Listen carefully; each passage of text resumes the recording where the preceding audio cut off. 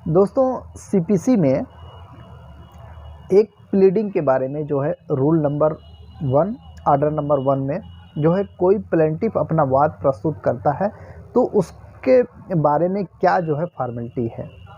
सबसे पहले ये ध्यान देगा कि all party must be joint in form of suit, the party must be bona fide in the form, their right and remedy must be included in suit. मतलब कि जो पार्टी जिसको बनाया जा रहा है, जैसे डिफेंडेंट जो पार्टी है उसमें कितने लोग ज्वाइंट हैं उसको जो है स्टेप बाय स्टेप लिखना। यदि वो दूसरा पार्टी बनाना चाहता है, बाद में जो है करना चाहता है तो अमेंडमेंट लाएगा। और डिफेंडेंट के जैसे हमने पढ़ा है कि डिफेंडेंट पार्टी को जो है एक बार तंग किया जाएगा, बार बार नहीं तंग किया जाएगा। जो राइट एंड रेमेडी है उसको एक ही बार मान लिया जाए। यदि आप जो है रेमेडी नहीं मांगते हैं तो न्यायालय समझेगा कि आपको उसकी आवश्यकता नहीं है। अब इसमें जो है सबसे मोस्ट इम्पॉर्टेंट जो केस आता है रजिया वर्सेस रजिया 1996 का मामला है।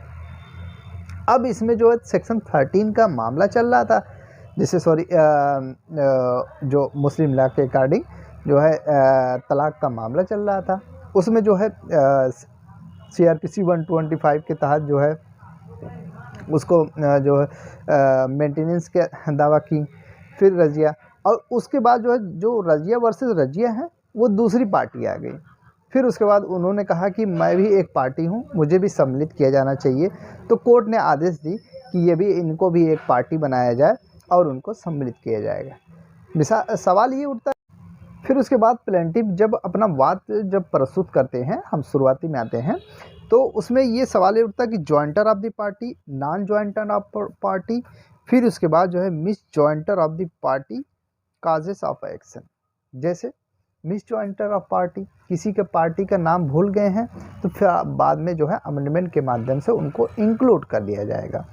यदि पार्टी में जो है बनाई गई हैं डिफेंडेंट पार्टी, उनका जो है आवश्यक, उनका नाम जो है उनका ज़रूरत नहीं है तो उनको जो है डिलीट कर दिया जाता है। न्यायालय के माध्यम से जो है उनका नाम जो है हटा दिया जाता है।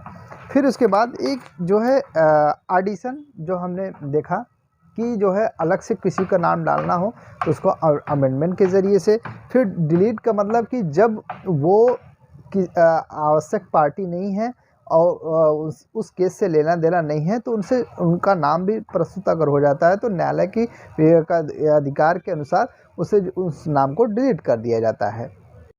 प्लीडिंग में हम लोगों को दो चीज़ें देखने के लिए मिलती है।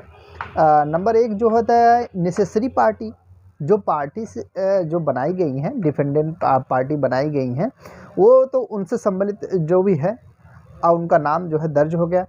लेकिन कुछ ऐसे होते हैं प्रॉपर पार्टी जो केस से लेना देना नहीं है, लेकिन जो है वो न्यायालय की अधिकार के अनुसार जो है उनको जो है सम्मिलित कर लिया जाता है ताकि उस केस को सॉल्व करने की में मदद करते हैं। जैसे हमने पिछली वीडियो में बताया था कि जैसे कोई भी एडवोकेट एक व्यक्ति होता है जो एक टेक्निकल व्यक्ति होता है और उसको किसी चीज़ को पता करना बहुत ही आसान होता है।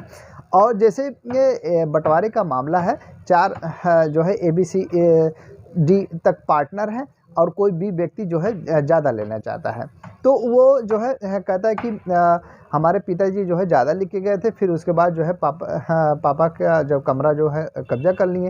अब वो न्यायालय के सामने कहेंगे नहीं महोदय, हम तो पार्टी जो है जो बंटवारा कर रहे हैं वो सही कर रहे हैं, लेकिन जो है जब कमीशन आया जो चेक किया तो चेक करने के बाद घर में एक छोटा बच्चा रहता है, उसको बुलाएं बेटा सुनो, फिर उसके बाद उससे पूछें क्या नाम है, पापा का नाम क्या है, तो पापा का नाम जब ही बताया तो वो समझ गए कि ये पार्टी है के बारे में कुछ बता दिया। उसने कहा कि कमरे में और हम लोग जो है रहते हैं, और अब वो कमीशन समझ जाएगा कि ये तो बंदा झूठ बोल रहा है कि रहते हैं इसी कमरे में, कह रहे हैं कि हम नहीं रहते हैं। तो ये जो छोटा बच्चा जो बात बताए हैं तो इसको जो है प्रॉपर पार्टी का रूप दिया जाता है।